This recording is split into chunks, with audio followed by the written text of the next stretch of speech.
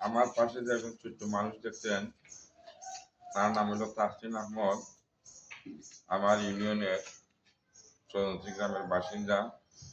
তার বর্তমান বয়স 21 বছর। তো আমার জানার মধ্যে আমার মনে হয় আমার ইউনিয়নের মধ্যে তার চেয়ে ছোট্ট মানুষ আর জানার মধ্যে আমার নাই। সে একজন অতি ক্ষুদ্র মানুষ আমার ইউনিয়নের। আজকে আমার সাথে তার প্রথম দেখা হয়েছে।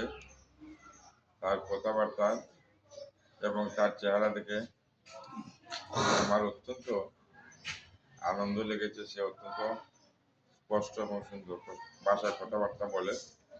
সে 7 পর্যন্ত লেখাপড়া করেছে। পারিবারিক দারিদ্রতার কারণে আর লেখাপড়া করতে পারে নাই।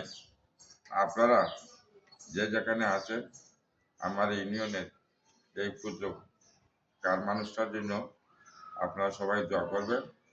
সে যেন ভালো থাকে এবং আগামী দিনে যেন সে সুস্থ থাকে এবং আমাদের সাথে চলাফেরা করতে পারে।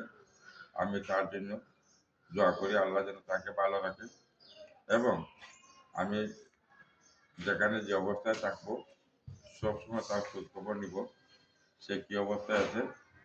আপনারা সবাই তার জন্য দোয়া করবেন, সে যেন ভালো এবং সুস্থ থাকে।